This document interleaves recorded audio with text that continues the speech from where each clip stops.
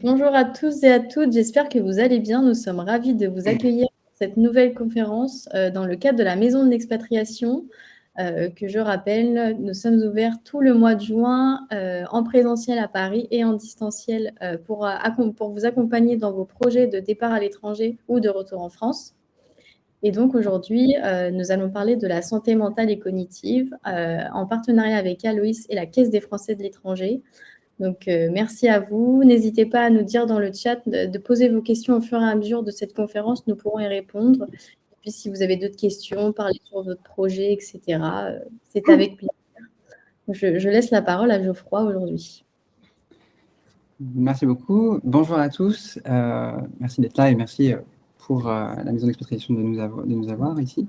Donc c'est moi qui ouvre le bal et après je passe la parole à mes collègues. On va vous parler aujourd'hui donc de santé mentale et cognitive en expatriation. Moi je m'appelle Geoffroy Gaillardi, je suis docteur en neurosciences, neuropsychologue et à l'association Aloïs, je travaille à la direction du pôle adulte et recherche et développement.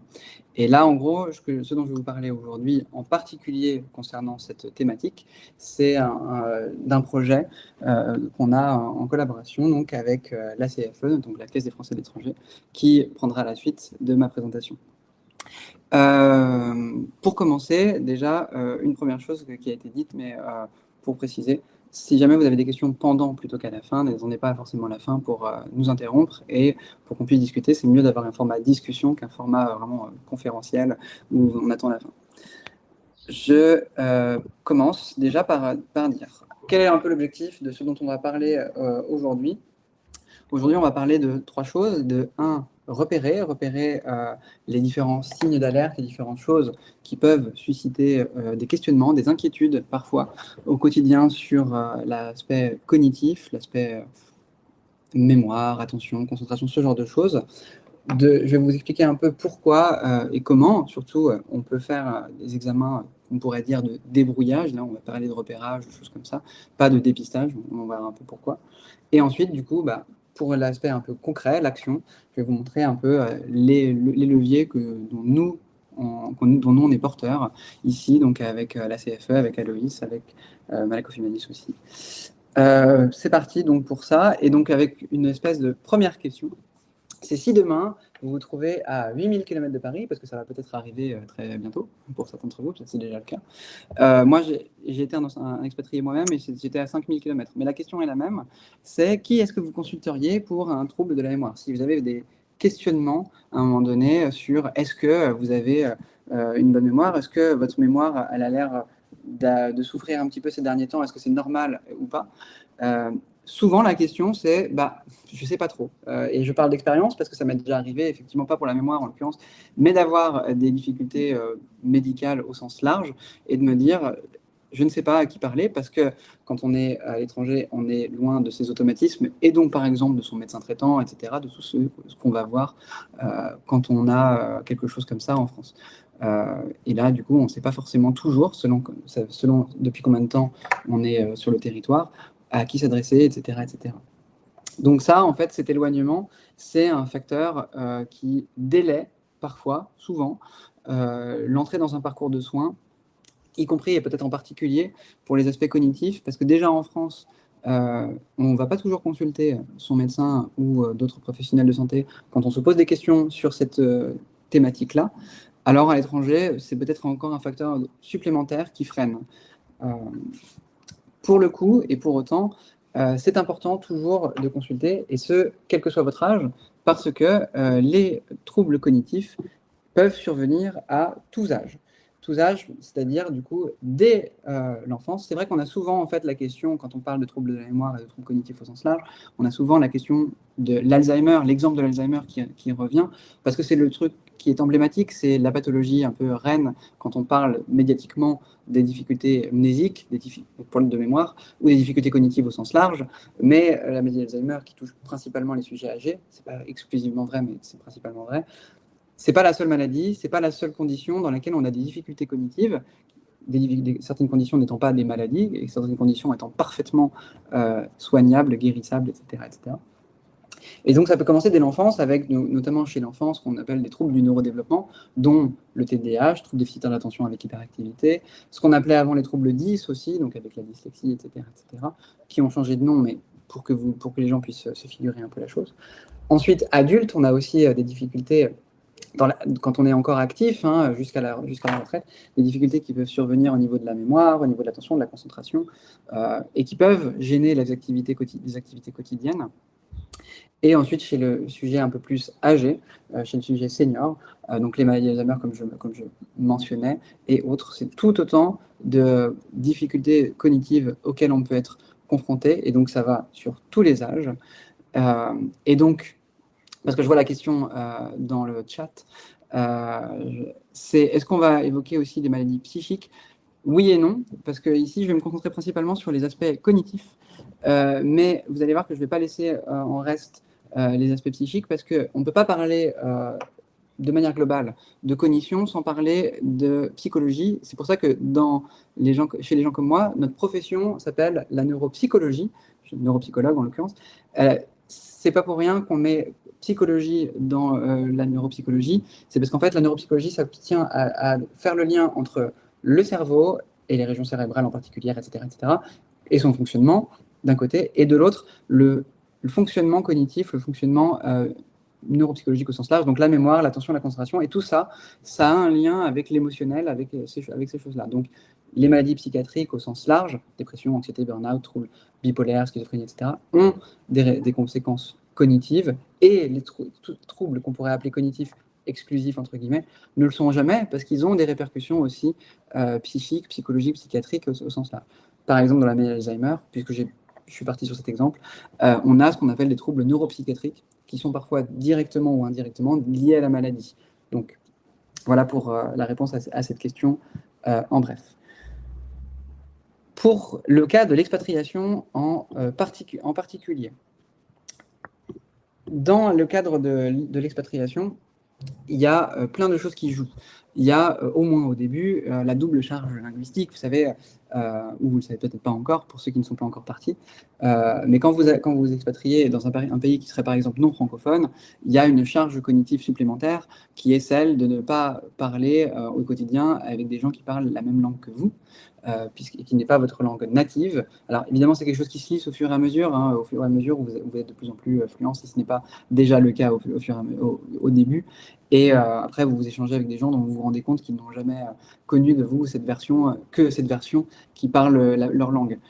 Ce qui est parfois un peu étrange, mais en l'occurrence, voilà, c'est quelque chose qui s'amenuise avec le temps, mais qui en tout cas au début est quelque chose. C'est que quand vous allez vouloir exprimer quelque chose d'une souffrance psychique, d'une souffrance cognitive, d'une plainte quelconque médicale au sens large, va se poser la question de comment vous le formulez, et comment vous le formulez est toujours moins évident quand ce n'est pas dans votre langue maternelle. C'est pareil pour exprimer des émotions à quelqu'un de proche, et c'est la même chose quand il s'agit d'exprimer une plainte, une inquiétude au sens large.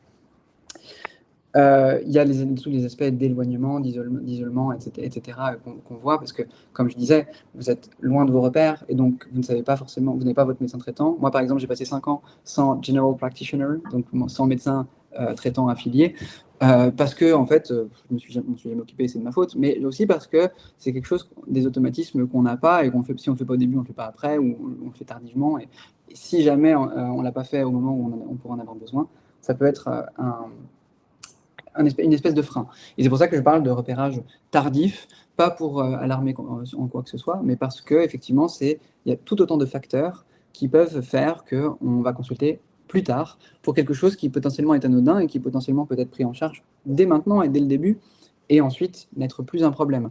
Sauf qu'en fait, on peut se le traîner pendant un peu plus longtemps, un peu trop longtemps.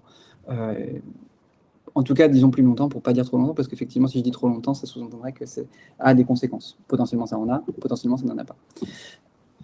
Mais aujourd'hui, du coup, il y a plein de choses qui existent, et c'est de ça dont on va parler aujourd'hui. Au moins une de ces choses que nous, on a mis en place. Avant ça, je vais quand même présenter l'association pour laquelle je travaille, moi directement, et ensuite, mes collègues vous présenteront la CFE, la Caisse française de l'étranger, puisque de toute façon, tout ce que je vous présente aujourd'hui est en collaboration et est un un travail à quatre mains, si j'ose dire. Disons qu'à Aloïs, on a deux, et que la CDF, on a deux aussi. On en a beaucoup plus que ça, mais c'est l'idée. Aloïs, c'est ce qu'on appelle, nous, une espèce de CHU de ville, c'est-à-dire qu'en réalité, c'est un petit peu, on fait aussi bien du soin que de la recherche. On fait aussi de la formation, mais nous, on tient à cette espèce de conjonction des deux regards, tout au service du patient.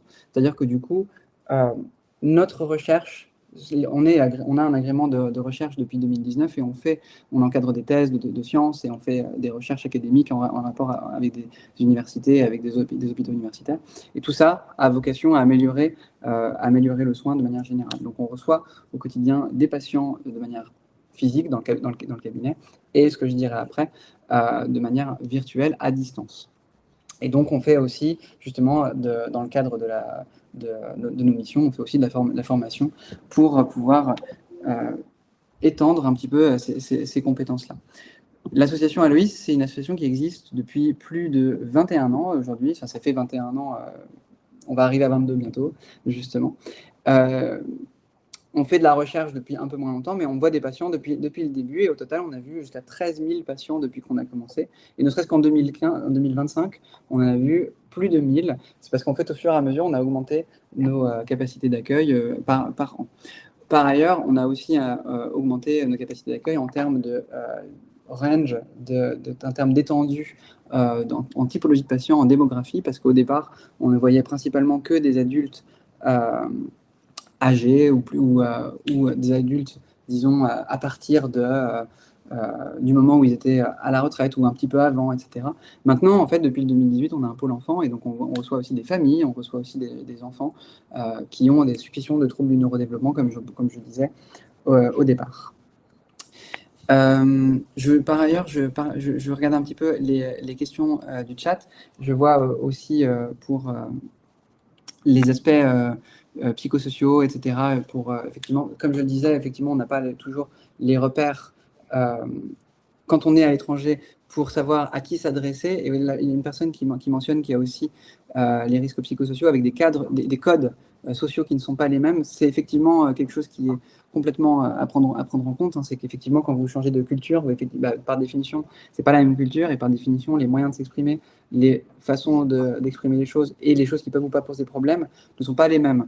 Donc effectivement, c'est quelque chose qui joue sur des aspects potentiellement, ne serait-ce que d'expression de comment s'exprimer, mais aussi de deux, tout simplement, sur qu'est-ce qui est ou non un problème en fonction de à qui on parle, quoi, du coup.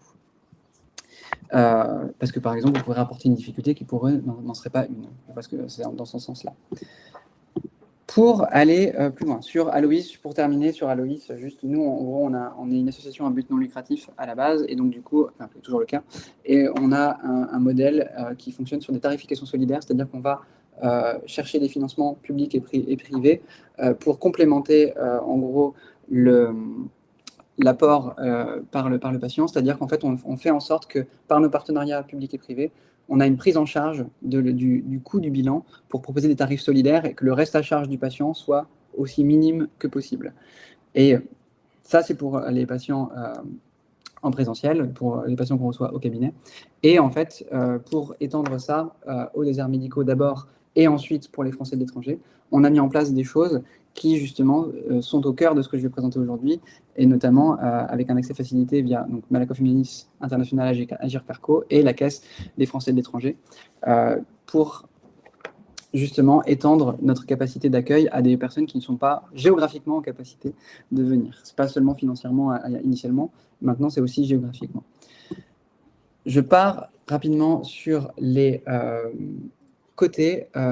Pourquoi consulter parce qu'après tout, c'est une vraie question qui se pose. Hein. Du coup, à partir de quand on peut se dire, oui, je ressens une gêne, mais est-ce que cette gêne a la vocation à être évaluée plus avant? Est-ce que c'est quelque chose d'anodin? Est-ce que c'est quelque chose qui, finalement, n'est pas de grande importance et qui ne vaut pas de déranger un professionnel de santé? Bon, déjà, sachez que vous ne dérangez jamais un professionnel de santé, parce que c'est sa vocation et son métier, justement, que de vous accueillir et de répondre à cela. Quand bien même il ne répondrait qu'à une inquiétude, c'est déjà quelque chose qui fait partie de sa mission. Et il vaut mieux arriver et venir et consulter pour rien, entre guillemets, parce que vous ne consultez pas pour rien en réalité, parce que si jamais vous repartez avec un diagnostic de vous n'avez rien, et ben déjà on a répondu à une inquiétude, on a répondu à une anxiété, et c'est déjà quelque chose qui est rassurant, et c'est quelque chose qui fait partie de la mission. Et si jamais vous consultez pour quelque chose, et ben au moins vous permettez qu'on les repère très tôt, et qu'on les pris en charge au moment où ça pouvait être pertinent, et qu'on n'a pas laissé traîner quelque chose qui aurait pu être pris en charge dès le départ. Pour l'aspect cognitif, à quel moment vous pourriez peut-être commencer à vous dire que ça peut valoir le coup d'aller consulter? J'ai mis quelques exemples ici. En fait, c'est par exemple, si jamais vous avez quelques oublis qui seraient répétés, etc. Et là-dessus, on a tous des oublis qui sont répétés, on a tous des oublis sur plein de choses. Ce qui compte comme critère, c'est est-ce que ça a une gêne au quotidien? Est-ce que ça induit une gêne dans mes activités de la vie quotidienne? Est-ce que, par exemple, ces oublis... ils m'ont fait rater un rendez-vous? Est-ce qu'ils m'ont fait rater quelque chose? Est-ce qu'ils m'ont fait répéter 15 fois la même chose à mon interlocuteur, mon interlocutrice, ou ce genre de choses? Parfois, c'est le manque du mot, ce qu'on appelle, ou le manque du nom. C'est-à-dire, du coup, est-ce que, par exemple, j'ai le mot sur le bout de la langue et j'arrive pas à le sortir? Ce qui, par ailleurs, pour un expatrié, peut survenir beaucoup plus que quand vous êtes toujours dans votre pays. Vous savez, le fameux truc des expatriés qui, de manière insupportable, disent «Ah, comment on dit en français déjà?» Et voilà, ça va vous arriver, ça arrivera plus, et c'est pas un truc qui est juste pour crâner en société, c'est un truc qui arrivera parce qu'effectivement, quand vous vous habituez à une autre langue, bah, par définition, vous avez ce qu'on appelle une heuristique de fréquence, de probabilité, puisque c'est des mots d'une autre langue qui viennent plus facilement parce que vous avez plus l'habitude de l'utiliser régulièrement, et ben les mots de votre langue parfois peuvent être plus inaccessibles. Mais en l'occurrence, à quel moment le manque du mot ou le manque du nom peut être un peu quelque chose qui peut être pas inquiétant, mais quelque chose qui peut valoir le coup d'être évalué, c'est peut-être quand vous avez un manque du mot ou du nom sur des items qui seraient fréquents. C'est-à-dire, par exemple, si jamais vous n'arrivez pas à vous souvenir du mot panégyrique ou ordalie, j'en sais rien, des mots qui sont peu fréquents, c'est pas grave. Par contre, si vous ne vous souvenez pas du mot table, du mot chaise, si vous ne vous souvenez pas du nom, vous n'arrivez pas à ressortir le prénom de votre compagne ou de votre compagnon, un truc comme ça, là, potentiellement, ça peut être plus intéressant d'aller voir. Je dis, aucun de ces critères n'est absolu. Hein. Ce que je veux dire, c'est que ce n'est pas forcément grave si jamais ça vous arrive. En tout cas, c'est quelque chose qui peut survenir et qui peut être plus qu'une gêne comme ça. Il faut savoir aussi, pareil, que toutes ces gênes peuvent aussi avoir comme raison simple une fatigue, un coup de mou, etc., etc. Bref, il peut y avoir un contexte qui est à prendre en compte. J'ai mis d'autres exemples, des orientations dans le temps et dans l'espace, pas savoir quel jour on est, où est-ce qu'on est, etc. La difficulté à s'organiser, des modifications comportementales au sens large, et aussi et surtout quelque chose de durable. Voilà, ça joue de manière générale. C'est est-ce que ça tient à l'épreuve du temps? Comme je disais, si c'est un coup de mou, ça repartira et ça reviendra comme avant. Si c'est quelque chose qui est un peu plus durable, alors peut-être que ça peut valoir le coup d'aller consulter et de ne pas trop se poser la question de est-ce que je vais déranger quelqu'un? Non. A priori, vous avez une plainte qui est concrète, puisque vous avez des exemples concrets à donner, donc ça peut valoir le coup toujours d'aller consulter. Pour donner un exemple de pourquoi c'est bien d'aller consulter tôt. L'exemple de la maladie d'Alzheimer, parce qu'a priori, c'est quelque chose qui est parlant pour tout le monde, parce qu'on a tous entendu parler de la maladie d'Alzheimer, alors que potentiellement la démence accord de Lévy, potentiellement tout le monde n'a pas entendu parler. Mais ce que je dis est valable pour à peu près tout, hein, y compris pour des choses qui ne sont pas des pathologies. La maladie d'Alzheimer, par exemple, c'est, selon les estimations, plus d'1 million de personnes en France qui seraient touchées. Ça dépend des estimations en réalité, hein. Et on sait en tout cas qu'une personne sur deux est diagnostiquée un peu tardivement. Je dis mis trop tard pour être un peu dramatique, mais ce que je veux dire, c'est qu'en tout cas, on pourrait diagnostiquer plus tôt. Et pourquoi c'est important de diagnostiquer plus tôt? C'est parce qu'en fait, de manière générale, c'est mieux pour la prise en charge. On prend en charge plus tôt, et donc du coup, tout cela fait qu'on peut délayer l'évolution de la pathologie, mais surtout aussi, surtout, non, le plus important c'est ça, mais aussi d'une certaine manière, avec la prise en charge plus précoce, on a aussi une sauvegarde de coûts, en réalité, si on prend les choses d'un point de vue purement économique, pour la société et pour les familles même, c'est quelque chose qui, en fait, minimise le coût annuel de la pathologie, parce qu'une pathologie, ça a un coût, toujours, un coût moral, un coût, et aussi un coût financier. Et quand on le prend en charge plus tôt, eh ben on met en place plus tôt des choses qui sont plus adaptées et qui, du coup, maintiennent l'autonomie au plus longtemps. Et effectivement, en fait, c'est quelque chose qui est important. Et tout cela, c'est valide pour plein de conditions qui ne sont pas seulement la maladie d'Alzheimer, en l'occurrence. Alors, par ailleurs, puisque vous serez à distance demain, alors aller consulter quelqu'un, y compris en anglais, parfois, c'est pas toujours pertinent. Et en particulier, quand il s'agit de la cognition. Si jamais, et je sais à fortiori que moi, j'ai déjà évalué des patients américains en anglais, des patients qui viendraient en France et qui ne seraient pas français et qui viendraient faire un bilan cognitif avec quelqu'un comme moi, c'est quelque chose qui est compliqué. Pourquoi? Parce qu'on fait des tests, on a des tests qui sont français avec des normes françaises et donc du coup, en l'occurrence, on va pas pouvoir interpréter quelqu'un qui ne serait pas de langue maternelle française, qui passerait un test en français et qui serait évalué sur la norme de performance d'une population française. Donc du coup, tout ça, c'est des freins.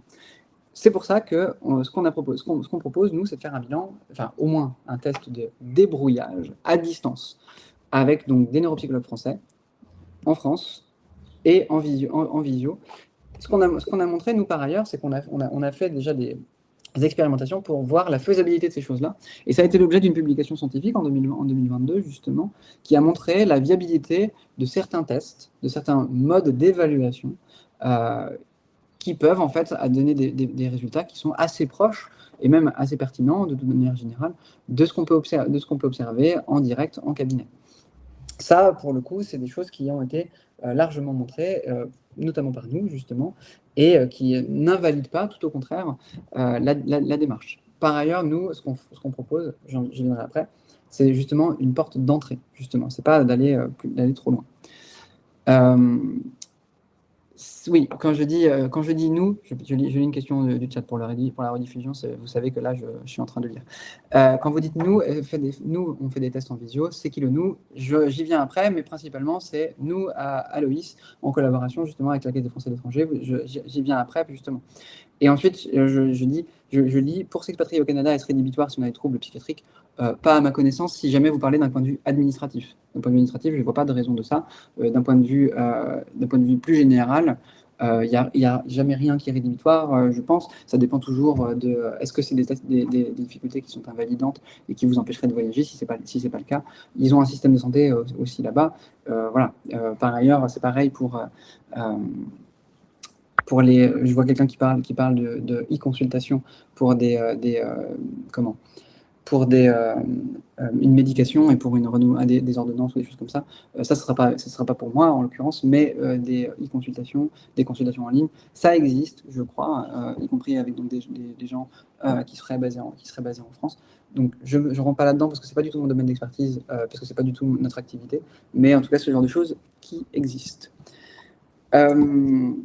Voilà pour ça. Donc, pour dire sur les bilans à distance que nous, on propose à Aloïs, justement, j'y viens, on a fait une évaluation de ça dans ce qu'on appelle un désert médical. Désert médical, c'est-à-dire qu'en fait, il n'y a pas assez d'offres de soins pour un nombre déterminé de patients potentiels.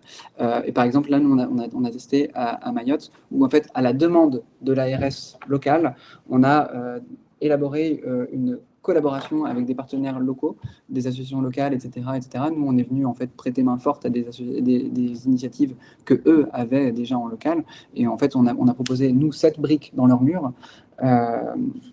Mais grosso modo, en gros, ce qu'on a pu montrer, c'est qu'on a pu prendre en charge, on a pu ajouter justement 7 briques de manière assez, avec un peu de succès, justement pour prendre en charge tout un tas de personnes, pour les faire intégrer un parcours de soins. C'est toujours ça l'important, c'est de les faire intégrer un parcours de soins, le parcours de soins reste local. Nous, ce qu'on propose est un des éléments, et pour cet élément, il n'y avait pas d'offre locale justement à ce moment-là en tout cas. Et aujourd'hui, il y a des choses qui existent, mais on est toujours partenaire parce que justement, on est toujours en relais. Et d'ailleurs, nous, on a vocation à être qu'en relais justement avec les initiatives locales. Enfin, donc voilà, ce qui est valable à Mayotte, qu'on a démontré que c'était possible, est valable n'importe où ailleurs, de manière globale. Et donc, justement, c'est là-dessus qu'on est arrivé avec ce projet de proposer des consultations en ligne pour des tests de débrouillage. Qu'est-ce que j'appelle débrouillage? En fait, c'est pour dire que ce n'est pas une consultation complète, ce n'est pas un test, une évaluation complète, c'est en fait une première évaluation qui en fait nous permet de voir avec la personne, de reprendre déjà les plaintes, quelles sont les difficultés, de voir si ça a l'air ou pas de quelque chose d'anodin ou pas, de faire quelques petits tests rapides qui nous permettent en fait de dire tout simplement, est-ce que du coup on peut vous faire des recommandations pour la suite. Est-ce que du coup, cette recommandation, c'est d'entrer dans un parcours de soins beaucoup plus complet? C'est quasiment toujours le cas, hein, par ailleurs, combien, 100 degrés de gravité associés. Hein, ce que je veux dire, c'est que si par exemple quelqu'un se dit juste, juste entre guillemets, qu'il y a de l'anxiété, nous après on oriente en fonction. Voilà, c'est ça l'idée. Ou est-ce que du coup c'était une plainte qui était anodine et vous vouliez juste vérifier et c'était très bien et voilà. Voilà, ça c'est des choses qui sont possibles. Ça c'est quelque chose qu'on a mis en place depuis maintenant quelques années. En 2024, justement. Dès le début, du coup, c'est porté par 3 personnes. C'est donc l'association Loïs, nous, pour le côté, justement, évaluation, etc. C'est financer, financer les bilans. Tous les actes sont financés par Malakoff Humanis International, Agir, Arco. Et notamment, il y a la Caisse des Français de l'étranger, je la laisserai revenir dessus, qui, justement, participe largement, déjà, pour le recrutement des patients, mais 2, et surtout, pour justement les recommandations que l'on met en place après, parce que c'est le plus important en réalité, c'est une fois qu'on a fait l'évaluation, ça, pour le coup, nous, on s'en charge et c'est financé par Malakoff Humanis, et ensuite, il y a l'idée de qu'est-ce qu'on en fait après, et donc, du coup, on a 3 acteurs qui sont impliqués à égale part dans toutes les parts qui sont aussi importantes. 1, pourquoi on consulte. 2, essayons de voir qu'est-ce qui va, et 3, qu'est-ce qui ne va pas, et qu'est-ce qu'il faut faire, et 3, orientation, et je laisserai mes collègues expliquer comment ça se passe après. Et ça, en l'occurrence, comme je disais, c'est gratuit pour vous, puisque justement, c'est financé par Malakoff Humanis International, et ensuite, pour les recommandations, c'est financé par la Caisse des Français à l'étranger, pour les recommandations qui seront mentionnées. Et ça concerne tous les Français qui résident à l'étranger, en l'occurrence. C'est le critère principal et c'est le seul critère, en réalité, c'est de résider hors de la France hexagonale au sens large. Comment ça se passe? Tout simplement, en fait, ce qu'il faut faire, c'est que vous participez, vous vous inscrivez via les médias que je donne à la fin, à cette consultation de débrouillage, dépistage, on peut employer plein de mots, et en l'occurrence dépistage, c'est pas le bon mot, mais voilà, de débrouillage, on va dire. Ensuite, nous, on vous donne des recommandations personnalisées qui justement se font à la suite du bilan complet. Et ensuite, on part sur justement l'accompagnement et l'orientation pour dire tout cela n'est jamais qu'un point d'entrée, une porte d'entrée vers un parcours de soins qui n'implique pas que nous et qui implique souvent plein d'acteurs, locaux ou en France, un médecin, des orthophonistes, des psychiatres, des neurologues, des psychologues, etc. Tout cela n'est jamais qu'une porte d'entrée vers un parcours de soins. Je le répète encore, mais je ne le répète jamais assez. On n'est qu'une brique dans un mur, et cette brique-là, elle est le point de départ, mais c'est certainement pas le point d'arrivée. Depuis qu'on a mis ça en place, on a, nous, pu évaluer déjà 182 patients un peu partout. Quand je dis un peu partout, en réalité, c'est au Maroc, au Sénégal, en Tunisie, en Israël, dans les régions d'outre-mer, au Royaume-Uni, Portugal, Suisse, Liban, etc.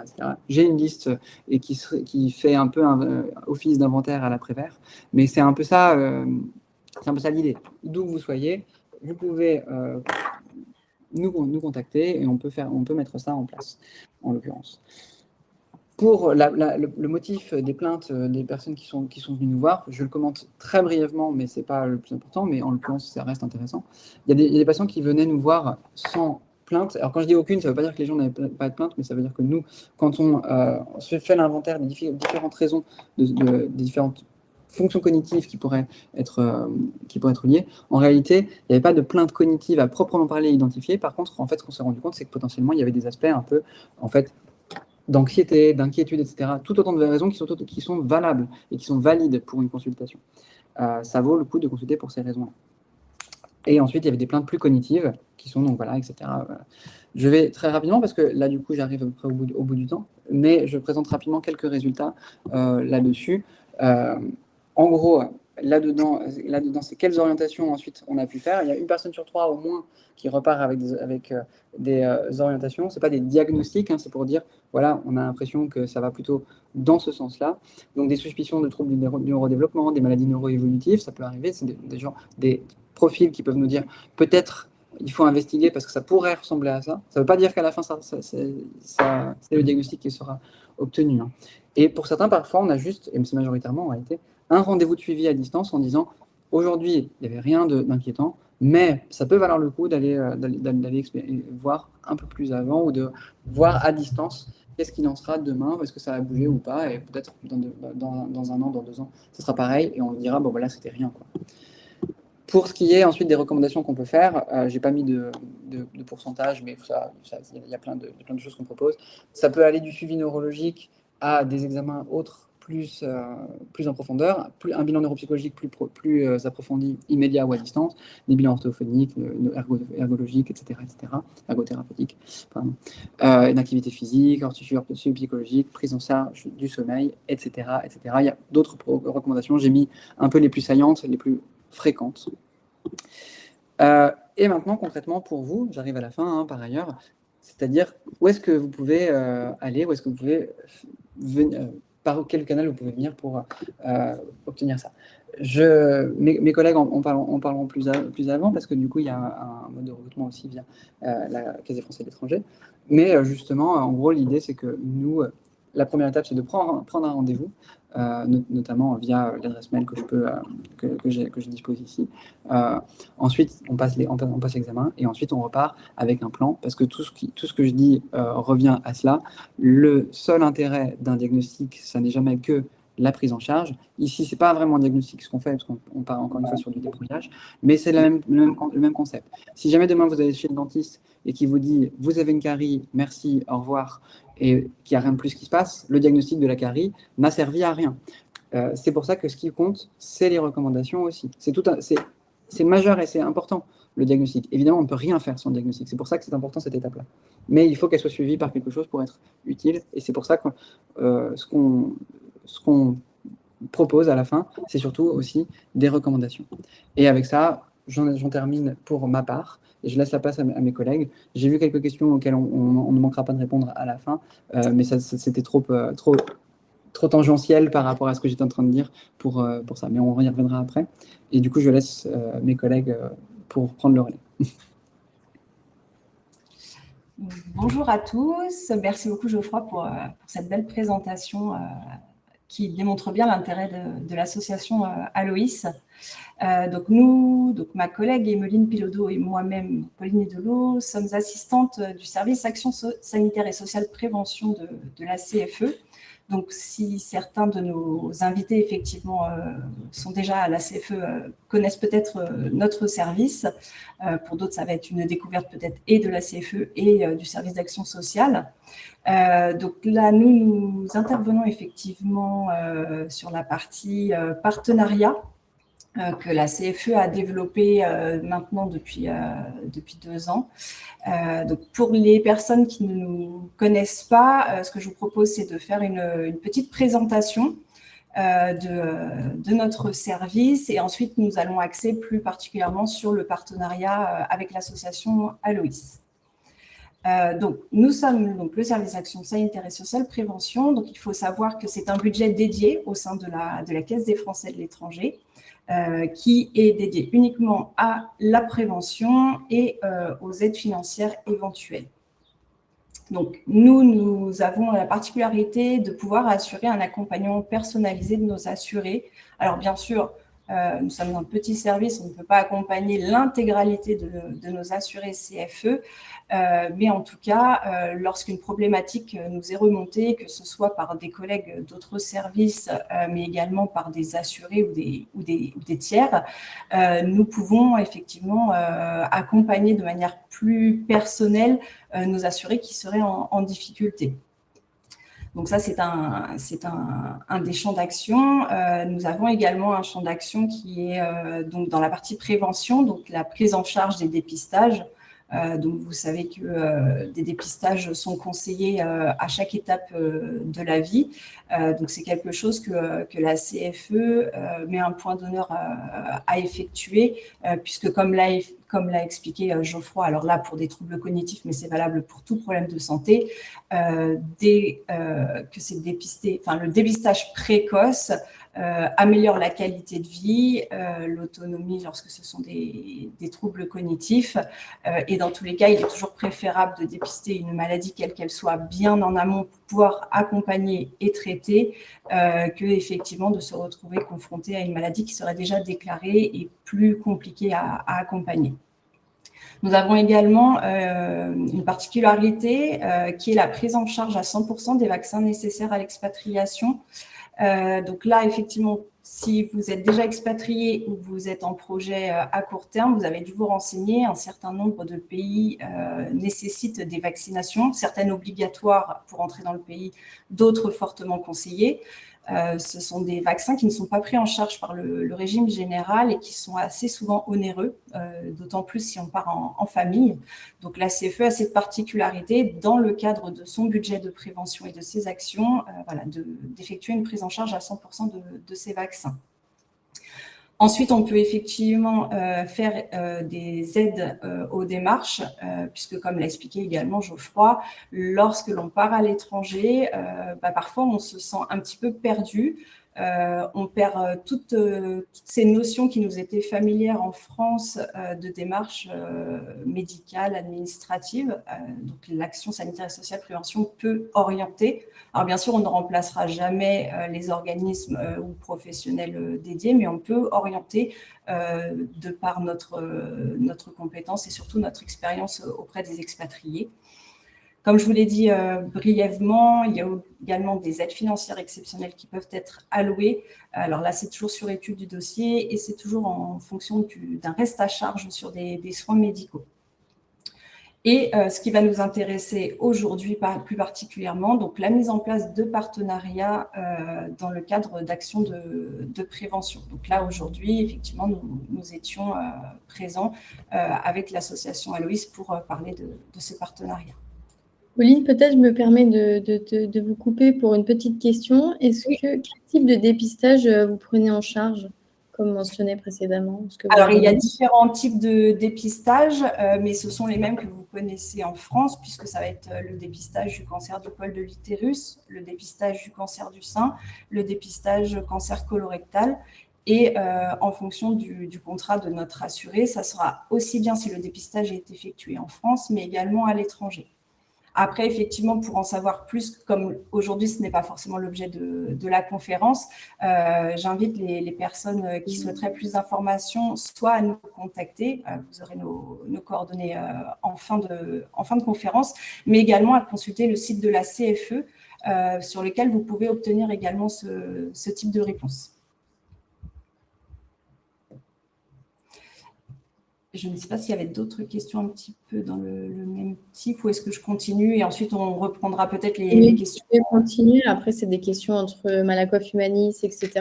Peut-être que vous pouvez clarifier après. D'accord, pas de souci. Donc, on voulait revenir sur la chronologie de notre partenariat CFE Aloïs. Donc, le partenariat, pour avoir un petit peu de la bonne compréhension de pourquoi ce partenariat a été mis en place, c'est qu'en fait, ça vient d'un constat d'expérience de nos assurés. On a assez régulièrement des personnes qui nous contactent, soit en direct, soit simplement en expliquant une situation de manière plus générale, de difficultés à l'étranger. Alors, on parle effectivement très souvent de troubles de la maladie d'Alzheimer, mais également, ça peut être d'autres troubles plutôt chez les enfants, chez les adolescents ou des troubles cognitifs autres. Et force de ce constat, on s'est dit qu'effectivement, en France, c'était peut-être un petit peu plus facile d'obtenir un diagnostic de ces maladies qu'à l'étranger. Car comme l'a dit justement Geoffroy, dès lors qu'on se retrouve dans un pays où on ne parle pas, et même si on est bilingue, sa langue natale, il est toujours plus compliqué d'exprimer ses craintes. Et on s'est dit qu'effectivement, ce serait intéressant de pouvoir proposer à nos assurés de pouvoir effectuer un dépistage. Pour certains, de les rassurer uniquement parce que finalement, il n'y a rien de grave, mais pour d'autres, de pouvoir bénéficier d'un véritable bilan, de véritables préconisations et d'un accompagnement et d'un suivi par la suite. Donc, en janvier 2025, nous avons acté le début du partenariat. En février 2025, une première communication a été effectuée auprès de nos assurés ciblés. En fait, actuellement, le partenariat entre Aloïs et la CFE ne concerne pas l'intégralité de nos assurés CFE. Pour des questions de volume également, puisque l'association Aloïs est une structure conséquente, mais n'est pas une structure qui peut-être serait capable d'absorber autant de demandes. Donc, nous avons, dans un premier temps, donc en 2025, fait une cible particulière sur une tranche d'âge et des pays. Donc, à l'époque, c'était sur une tranche d'âge homme-femme, bien sûr, 50-70 ans sur 3 pays, le Maroc, la Tunisie, le Sénégal. Et force des résultats et de l'engouement que ce partenariat a apporté, en janvier 2026, nous avons renouvelé pour l'année 2026 le partenariat avec Aloïs, cette fois-ci en étendant notre cible tant en termes d'âge qu'en termes de zone géographique. Cette année, nous avons adressé une invitation à nos assurés de 40 à 85 ans. Pour les zones géographiques, on y reviendra un petit peu plus loin. Et donc, en février, une nouvelle communication est partie sur cette nouvelle cible.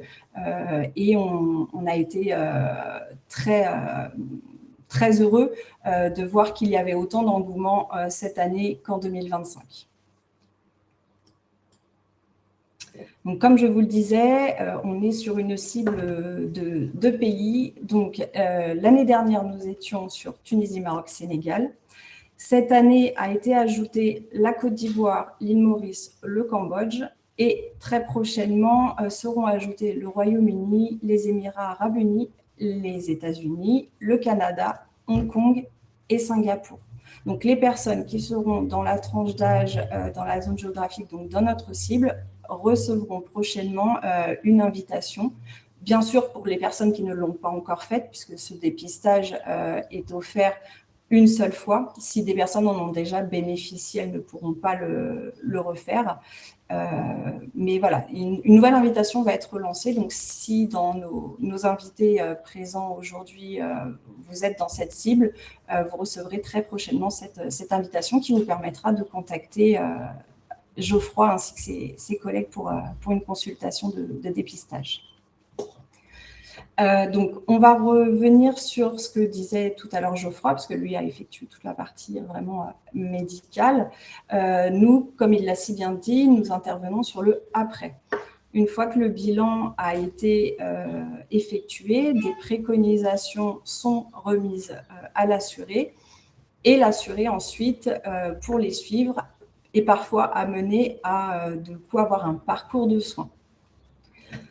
Donc, nous avons bien sûr des remboursements qui sont faits conformément à notre tableau de garantie. Donc, je crois que tout à l'heure, j'ai vu passer la question d'un ou d'une invitée concernant les psychologues.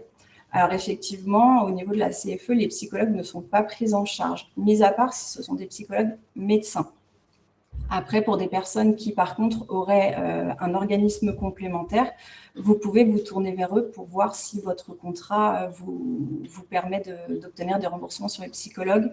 Et il me semble également avoir vu une question sur les psychiatres et les neuropsychiatres. Donc, pour ces 2 catégories de praticiens, la CFE effectue des remboursements.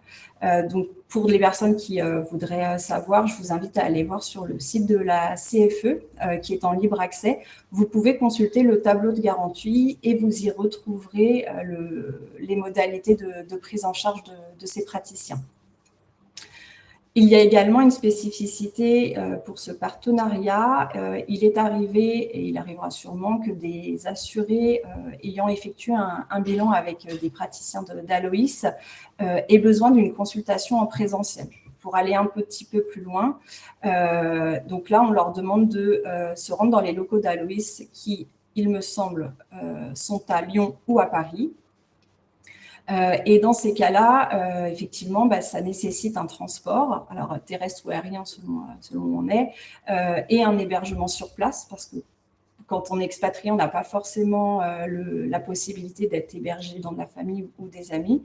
Et à titre exceptionnel, dans le cadre de ce partenariat, si une personne est amenée à devoir venir à Paris pour un complément chez Aloïs et qu'elle éprouve des difficultés financières pour cet hébergement et ce transport, elle peut tout à fait nous contacter pour constituer un dossier d'aide financière. Donc, ça peut être un soutien, parce qu'au-delà du soutien médical, parfois, on a également besoin d'un soutien financier pour assurer son suivi.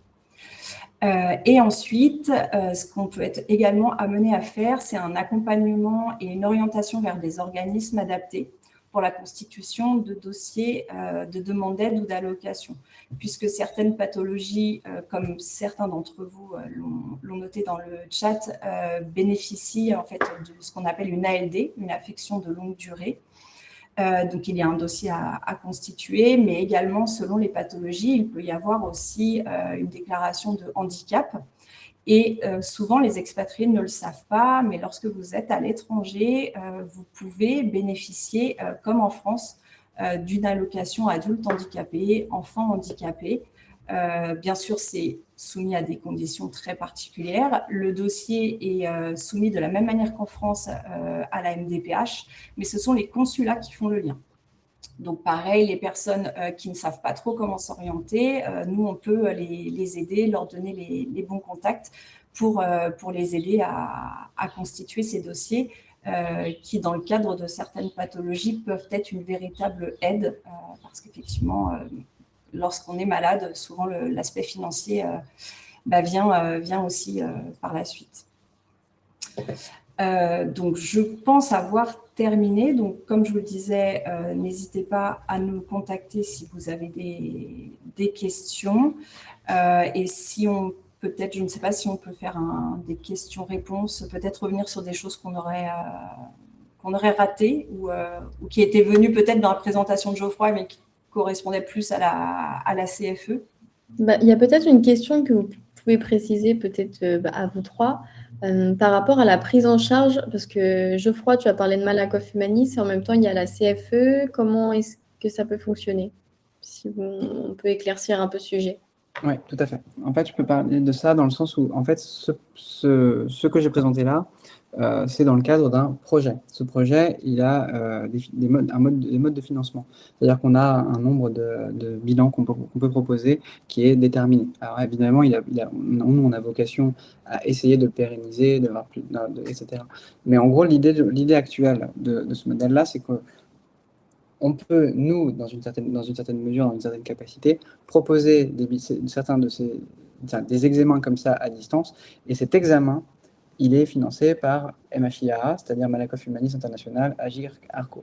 Donc l'acte neuropsychologique de débrouillage est financé par MHIAA. Et ensuite, à l'issue de ça, on fait des recommandations. Et ces recommandations, pour être suivies, sont prises en charge pour partie et pour certaines, etc., par la CFE. Et ensuite, la CFE intervient avant et après, dans le sens où avant, pour le mode de recrutement, c'est par la CFE qu'on a eu le plus de personnes qui sont rentrées dans ce dispositif. Ensuite, l'acte lui-même, bilan, qui est financé par MHIA, et ensuite les recommandations qui, pour être suivies, sont financées par la CFE. En gros, c'est comme ça que ça fonctionne pour ce projet-là en particulier. Après, c'est pour ce projet-là, c'est-à-dire que pour tout ce qui pourrait sortir de ce qu'on vient de présenter, il y a plein d'autres façons de le faire, mais ça, c'est pour ce projet-là en particulier. Voilà, parce qu'effectivement, Aloïs fait des consultations pour les Français de l'étranger, alors pour nos assurés dans le cadre de notre partenariat, mais également effectue des bilans de santé pour des Français expatriés qui ne seraient pas du tout à la CFE. Puisqu'en fait, il y a d'autres moyens, effectivement, de pouvoir les contacter. Donc, il y a vraiment deux choses. Il y a Aloïs qui travaille avec la CFE et avec un autre mode de recrutement qui, j'imagine, passe plutôt par les consulats ou les associations de Français de l'étranger. Mais il y a vraiment deux choses distinctes. Mais effectivement, le financement des bilans gratuits est fait par Malakoff. Et c'est vrai que par ailleurs, puisqu'on parle d'autres modes d'entrée, pour Aloïs au sens large, il y a aussi des gens qui viennent tous les jours, comme pour n'importe quel site de consultation, pour n'importe quel en libéral, neuropsychologue ou en hôpital. Hein. Donc voilà, ça, là, c'est ce que j'ai présenté, c'était pour ce projet, dans le cadre de ce projet. Et effectivement, la CFE a une activité hors de ce projet, Aloïs a des activités hors de ce projet. Pour les activités d'Aloïs hors de ce projet, c'est des patients comme tous les jours, il en vient dans des cabinets de consultation. Voilà. Effectivement, l'intérêt pour nos assurés CFE, c'est de bénéficier de ce bilan gratuit, mais également du coup du remboursement des soins éventuels qui seraient préconisés par Aloïs, puisque pour le coup, certains expatriés ont eu pas d'assurance, parfois ça arrive, ou d'autres assurances. Donc là, ça serait une autre méthode. Nous, on ne peut parler effectivement que pour la CFE, mais voilà, c'est l'avantage pour nos assurés de pouvoir bénéficier de remboursements conformément à nos tableaux de garantie, bien sûr, sur des soins qui seraient préconisés par Aloïs. Merci beaucoup. Je poursuis avec les questions. Là, en effet, vous avez parlé dans le cadre d'un départ, donc une expatriation. Est-ce que vous avez des conseils pour le retour en France, pour l'impatriation? Est-ce que vous accompagnez aussi? Alors, sur le retour en France, nous, dès lors que la radiation est effectuée, puisque la personne revient en France, nous n'intervenons plus puisque les personnes rebasculent sur le régime général. Moi, mon seul conseil en tant que personne qui a vécu la chose, c'est refaites votre carte vitale et c'est pas toujours facile. Voilà. Moi, ça a mis beaucoup de temps pour moi. Alors, l'avantage de la CFE aussi par rapport à d'autres assurances, c'est lorsque vous revenez en France et que vous ne reprenez pas d'activité immédiatement, il y a un maintien de droit qui est effectué pendant 3 mois par la CFE. Donc, jusqu'à ce que la sécurité sociale rouvre vos droits, parce qu'effectivement, Geoffroy a eu la malheureuse expérience, mais parfois ça se passe bien. Voilà, vous n'êtes pas sans rien, puisque pendant les 3 mois de retour en France, la CFE continue d'assurer vos remboursements. Ce qui vous permet de ne pas avoir de carence au niveau de la sécurité sociale et d'être couvert sans carence, en fait. Donc, voilà. Ça fait partie aussi des avantages de la CFE. C'est vraiment non négligeable pour le coup, je pense, effectivement. Oui, tout à fait. J'ai une autre question là, je pense que vous la voyez aussi, mais est-ce qu'il est possible d'avoir un bilan individuel avant de partir pour aider dans les démarches? Alors, j'ai vu cette question effectivement. Alors, la question, je réponds en deux temps, parce qu'elle est aussi en deux temps, d'une certaine manière, cette question. C'est est-ce qu'il est possible d'avoir un bilan individuel? C'est toujours possible. Bon, ça, c'est la réponse facile, parce qu'en fait, il n'y a rien qui invalide ou qui empêche pour quelqu'un qui serait en France de faire un bilan auprès d'Aloïs ou auprès de n'importe qui d'autre. Hein. Il y a des neuropsychologues à l'hôpital, en libéral et à Aloïs, donc. Donc ça, la réponse c'est oui, c'est toujours possible de faire un bilan si jamais on a une suspicion de quelque chose, une plainte quelconque, des difficultés quelconques ou n'importe quoi qui le justifie, que ce soit des plaintes que j'ai présentées ou autres. Et ensuite, la deuxième partie de cette question, c'est avant de partir pour aider dans les démarches. Là-dessus, en fait, ça dépend dans quel sens. En fait, c'est la question qui se pose justement, c'est la question de pourquoi, de l'intérêt du bilan. Qu'est-ce qu'on cherche à travers le bilan? Là, par exemple, je ne sais pas quelles sont les démarches, donc je m'en tiens à la première partie de ma réponse, qui est donc, c'est toujours possible d'avoir un bilan, où que ce soit, bien sûr. Et après, pour les démarches, je ne sais pas quelles sont ces démarches. Je ne sais pas si le bilan pourra aider à ces démarches, mais en tout cas, je vous réfère à la première partie de ma réponse. C'est toujours possible d'avoir un bilan, en tout cas, ça c'est sûr. Je ne sais pas si le bilan peut aider, mais si vous pensez que c'est le cas, en tout cas, c'est faisable. Il y a une petite, ce que je conseille vraiment, c'est vraiment de se renseigner lorsqu'on part dans un pays. Parce que là, par exemple, on a un assuré qui est en Inde, qui a un diagnostic de maladie d'Alzheimer. Et en fait, le souci, par exemple, en Inde, c'est quelque chose en fait qu'ils ne traitent pas. Ils vont traiter effectivement peut-être d'autres choses très bien, mais sur la maladie d'Alzheimer, en fait, sur tout ce qui est démence, etc., en fait, ils vont donner des médicaments de confort, mais il n'y aura pas en fait vraiment de soins spécifiques. Donc voilà, si j'ai un conseil à donner, si on part quelquefois avec des pathologies, c'est vraiment d'essayer de se renseigner si dans le pays, cette pathologie peut être traitée de façon active et non pas juste donner un traitement de confort et finalement de ne pas être traité correctement. Donc, je pense que c'est aussi important de se renseigner en amont par rapport à ça. Bah, ça tombe bien. La dame a un peu précisé le contexte et je pense que cette réponse répond à cette partie-là, c'est-à-dire je souscris à ce qui a été dit. Je pense qu'effectivement, il faut voir avec le pays en question parce que le contexte qui est proposé, je pense que c'est ce que vous disiez à l'instant. Eh ben, merci pour ces interventions. Peut-être qu'on peut terminer le live. Est-ce que vous avez peut-être un dernier mot à dire pour clôturer? Après. Alors, j'espère que déjà cette conférence a intéressé tous les participants. Peut-être que ça va amener d'autres questions des personnes expatriées, mais également des personnes en démarche d'expatriation. Donc, dans tous les cas, n'hésitez pas à nous contacter. Vous avez les coordonnées, donc que ce soit pour les questions CFE auprès d'Emeline ou de moi. Et si vous avez des questions concernant effectivement les diagnostics de troubles cognitifs ou le fonctionnement d'Aloïs, parce que là, effectivement, la conférence était portée sur les troubles cognitifs, mais comme l'a dit Geoffroy, ce n'est pas leur seul champ d'action. Donc, je pense qu'effectivement, vous pourrez également contacter Aloïs sans problème si vous avez des questions complémentaires. Je me joins au mot de conclusion en disant que quoi qu'il arrive et où que vous soyez, si vous avez un doute ou une inquiétude, ça vaut toujours le coup de consulter. Ça rime en plus, donc c'est parfait, ça fait un slogan. Mais surtout, il vaut mieux consulter pour rien et être rassuré que ne pas consulter alors qu'il y avait quelque chose pour lequel on aurait pu faire quelque chose plus tôt. Voilà. Et c'est pas forcément quelque chose de grave, et ça vaut toujours le coup d'aller se renseigner, d'aller se faire évaluer, où que ce soit, quand que ce soit. Voilà.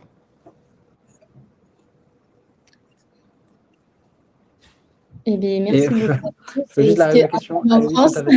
Oui, voilà. Est-ce qu'Aloïs intervient en France? Oui, en fait, on est basé en France à la base. Donc, l'interactivité à l'étranger, c'est vraiment dans le cadre de ce projet plutôt. Mais en fait, on est à Paris, en Île-de-France au sens large. On est en région Auvergne-Rhône-Alpes aussi. Mais voilà, je vous laisse chercher sur notre site internet. Super, merci beaucoup et bonne journée à tous et à tous. À bientôt, au revoir. Merci beaucoup, au revoir.